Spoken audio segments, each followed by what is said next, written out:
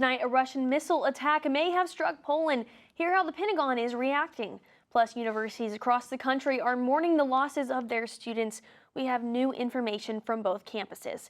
And could we see more snow this week? OU Nightly's Josh Duncan has those chances. This is OU Nightly.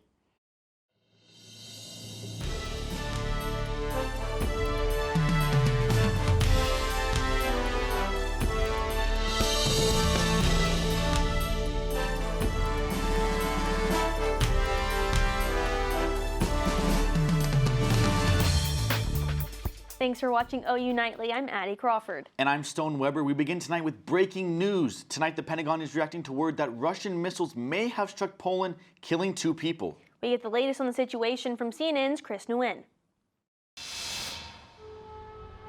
As air raid sirens ring across Ukraine, there are reports that 2 missiles or rockets struck Poland near the Ukrainian border, killing at least 2 people. It's unclear from where the projectiles originated, but they landed at roughly the same time as a Russian missile strike on western Ukraine. The incident occurring after Ukrainians were warned to expect more attacks from Russia. Mostly on energy infrastructure. We can see what the enemy wants. They will not succeed. Russian missiles struck about a dozen Ukrainian cities and districts on Tuesday, marking the largest wave of attacks on the country this month following several devastating rounds in October. Senior Ukrainian officials say at least half of the customers in Kyiv have no electricity after Russian strikes forced emergency outages. The attacks come after Ukrainian President Volodymyr Zelensky presented a 10-point peace plan to end Russia's invasion in a video speech to G20 leaders. I am convinced now is the time when the Russian destructive war must and can be stopped. The Pentagon spoke out this afternoon concerning the missile strikes. When it comes to our security commitments and Article 5, we've been crystal clear that we will defend every inch of NATO territory. Brigadier General Pat Ryder also commented that the Pentagon will wait to get all of the facts before taking any possible action. That includes confirming that the missiles are Russian, and if the strike was intentional, the White House also indicated it was working on confirmation. We'll keep a close eye on that story and bring you the very latest on social media and tomorrow's OU Nightly. And this week, we also need to keep a close eye on the weather. A little snow did fall last night in Norman, and we do have more of a chance later this week. OU Nightly's Josh Duncan is live on the South Oval with a first look at our forecast. Yeah, Stone, Addie, it was mostly a rain event here in the Oklahoma City metro on Monday, but some snowflakes did mix in toward the evening hours. Nothing sticking to the ground here in Norman. But out in western Oklahoma, it was a completely different story. Widespread totals over 4 inches, and Elk City was the winner with 7.3 inches of snow. That's a major snowstorm for Oklahoma by November standards. And now the big focus is on the cold temperatures. Current numbers in the upper 30s and 40s, and we're going to stay well below average over the next several days. And another snow chance is on the way later this week. Brayden and Siau will have details on that part of the forecast coming up in a few minutes. Back to you. Thanks, Josh. As we are wrapping up the midterm election, CNN exit polls are showing that one particular generation could have made an impact. OU Nightly's Roddy took to the OU campus to find out why apps like TikTok and Twitter might have made the difference. Addie, I know I'm always on my phone scrolling through social media. So that got me thinking, what if social media had an impact on the larger Gen Z voter turnouts?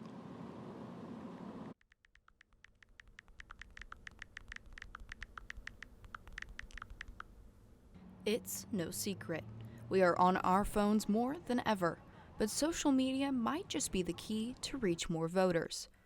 Gen Z had a record-breaking voter turnout for the recent election and made up around 12% of all votes nationwide. And some people think social media was a big reason why. I think it definitely has a bigger effect on the younger voters, just because the younger voters are on social media 24/7. And some candidates used apps like TikTok to promote their campaigns and reach voters in a different way. Social media has a big effect on everything personally. I feel like people can be influenced in a pretty easy way. But when I asked students which app they think more people use for political information, only one was set. I'd say Twitter. Most people use Twitter, which is a terrible place to get political information because it's an opinion-based app. But even something as simple as learning how to vote can be searched on social media and answered quickly. But in Oklahoma, voter turnout was less than it was back in 2018. And with the next state election not until May of 2023 and the presidential election not until 2024, the question of if social media will play an even bigger role than before remains unknown. From Instagram to TikTok and Twitter, social media is constantly changing, and new apps are becoming popular. So this could mean candidates might turn to social media to get more votes in upcoming elections. Reporting live, Bella, Roddy, OU Nightly. Thank you, Bella. 4 students were found dead just off campus at the University of Idaho. Catherine Liberta joins us in the news center with what weapon police say was used. That's right, Stone. It's a scary time to be on a college campus. Authorities believe that an edged weapon, such as a knife, was used to kill those students Saturday night. While no suspect is in custody, police believe this was an isolated attack and are continuing to investigate. And the suspect in connection to the University of Virginia shooting, Christopher Darnell Jones Jr., is in custody tonight. His father is speaking to the media, saying he stands with the community, heartbroken and in disbelief. What happened? Why did it have to get this far? He could have called me. The gunshots that rang out on the bus left 3 football players dead, while 2 other students were injured Sunday evening. And new audio reveals that the Uvalde police chief was told during the active shooting 8 to 9 students were still alive and needed rescuing. Communication failures and the lack of leadership is what is being blamed for the 77 minutes it took to stop the gunman. 21 people, including 19 children, were killed back in May. And Canadian Prime Minister Justin Trudeau has deleted a tweet claiming Iran sentenced 15,000 protesters to death. This information was found to be false. Stone. Thanks, Catherine. And coming up on OU Nightly, the holiday season is fast approaching. That means you might be buying your presents soon. We'll tell you how to stay safe from card fraud. And the retail giant Amazon has a new service. It's saving you a trip to the doctor. Find out how Amazon Clinic can help you with nearly 24 conditions.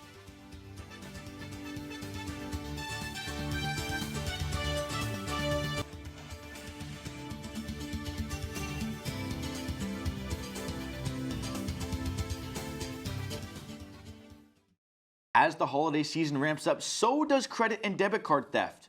OU Nightly's Ashley Velde tells us what's going on and how we can stay safe from electronic thieves. A sight many of us all know too well. Using your card to pay for everything from essentials like groceries to fun outings on the weekend. And while we're all using our cards, the threat of fraud lurks beneath. So I called my brother and I was like, please tell me like you didn't order like $50 worth of like food to your dorm right now. And he was like, no. Which is exactly what happened to one OU student not even a week ago when her credit card information was stolen. So I immediately like went and checked my bank account, saw that there was about like $78-ish that were taken. I was like, oh no, like didn't do that. Taylor said she immediately called her bank, who issued her a new credit card and worked with her to absolve the charges. And while it seems like fraud can happen anywhere, there are some ways you can protect yourself.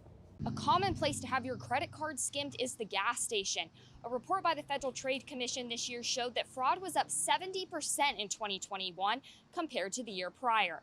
A way to know if your credit card is possibly being skimmed at a gas station is to tug on the card reader. If it doesn't pop off, then you're good to go and insert your card and pay for your gas.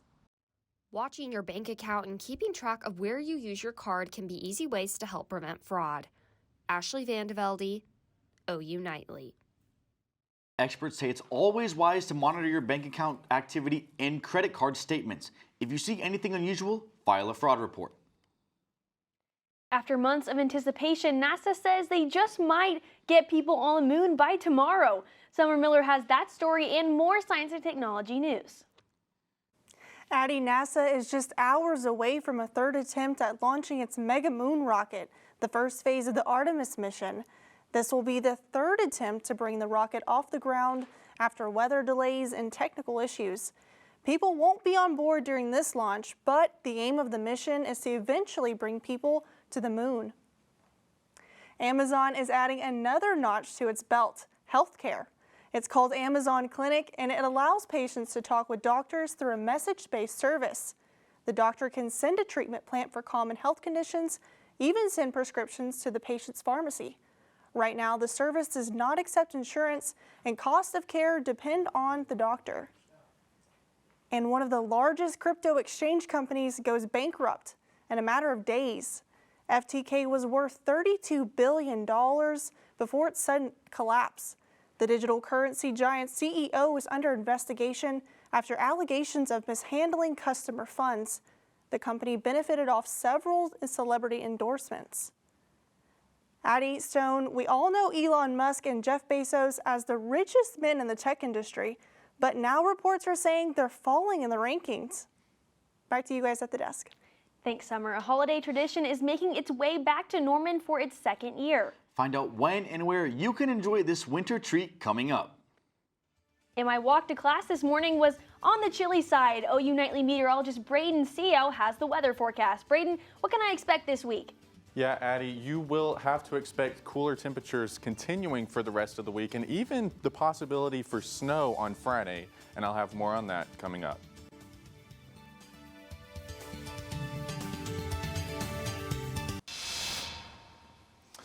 Welcome back to OU Nightly. Taking a live look across the South Oval right now shows beautiful blue skies out there, but don't be fooled because temperatures are in the mid-40s, so it's definitely feeling like a late fall, even a winter day out there today. And these temperatures across the state are pretty much uniform with 40s for many of us, but looking at the Panhandle, Guyman is sitting in the upper 30s today.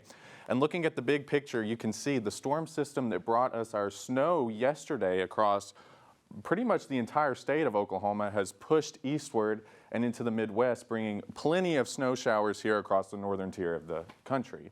Now, looking at these snow totals that we saw yesterday, you can see here in the metro, we saw only about a trace to a couple tenths of an inch of snow, but you push out west towards Elk City and Clinton.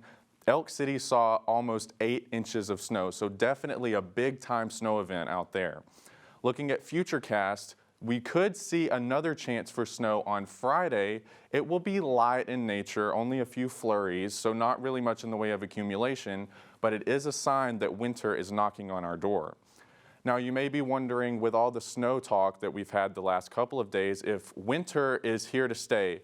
Well, the answer is no, because over the next 2 weeks, we'll be looking at above average temperatures returning to the central part of the country. But before then, we do have to deal with these cold temperatures, lows tonight dipping down into the 20s here in the metro and even some teens in northwest Oklahoma.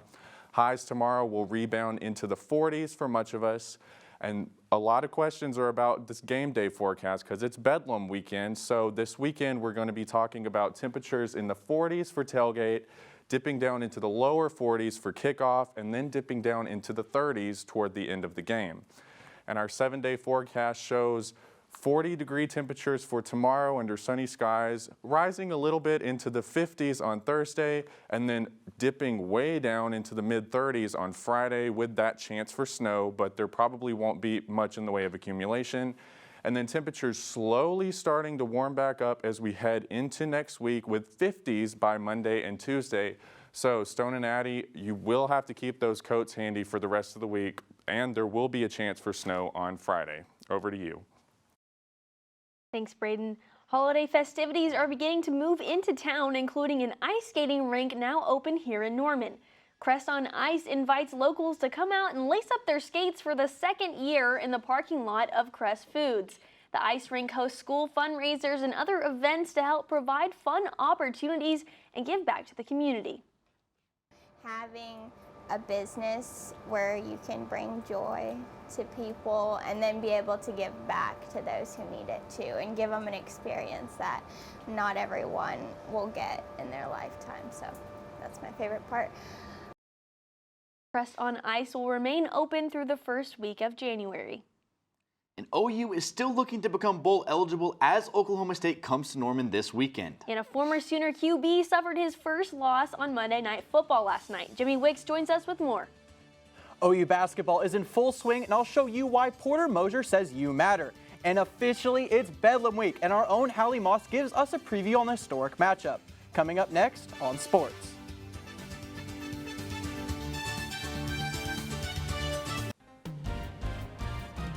Hello, I'm Jimmy Wicks, and it's time for sports. For the 117th time, OU will battle with bitter in-state rival Oklahoma State.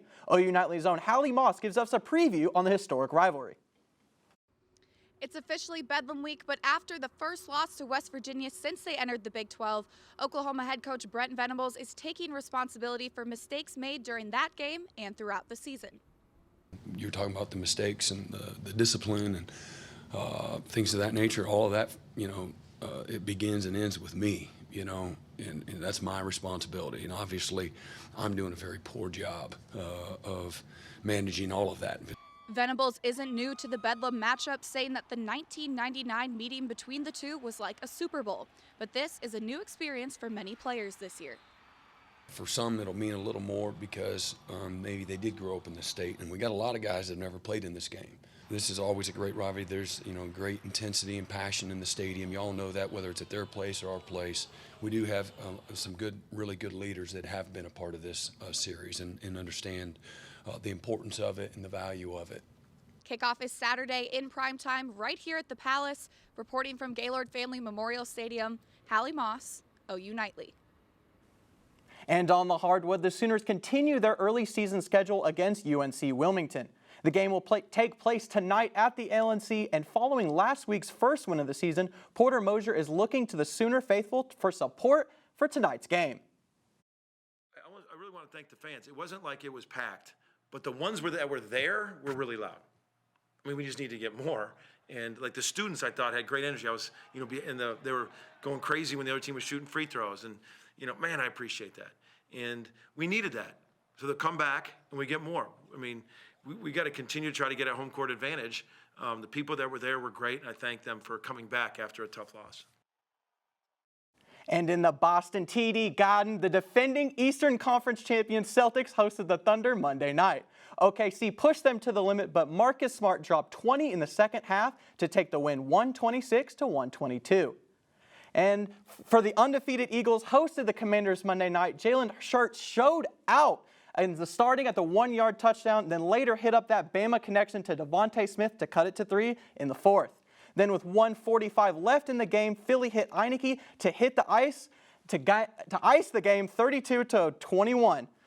In other news in the NFL, Sooner D.D. Westbrook is headed to Green Bay. Back to you. Yeah, Jimmy, I'm definitely excited to see D.D. finally back in the league. Addie, I know you did a story on that food truck. Hopefully that stays open. I don't know. I don't know his future with the food truck, but he was really nice, and I'm really looking forward to seeing him on the Packers. The OKC Memorial Marathon is expanding with a new race announcement. Hear how you can lace up your shoes and get active when OU Nightly returns.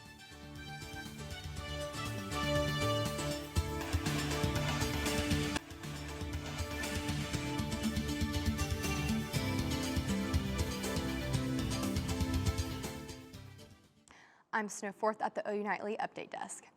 Mustang Public Schools has just let parents and teachers know that the damaged gas line has been repaired. Mustang Horizon Intermediate and Middle School were evacuated earlier today due to a gas leak nearby. They say school will resume tomorrow without any disruption. Back to you guys in the studio. Thanks, Snow. The Oklahoma City Memorial Marathon just announced it's expanding.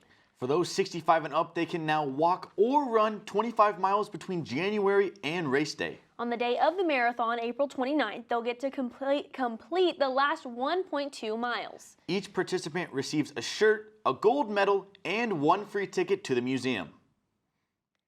And let's get one last look at the forecast. Addie, right now temperatures are in the mid-40s, but these will cool off quite a bit as we head into the evening, cooling down into the 30s by 6 p.m. and then continuing to drop, and we'll be reaching the 20s tonight, overnight tonight after midnight. Now looking at the 7-day forecast, you can see temperatures do warm up by Thursday, but they cool down quite a bit by Friday. And if it's going to be cold, it might as well snow, right? So there's a chance for that on Friday, and then temperatures do warm up by next week. Over to you at the desk. Thanks, Brayden, and thank you for tuning in to OU Nightly. We're live every weekday at 4:30 from Gaylord Hall. Good night.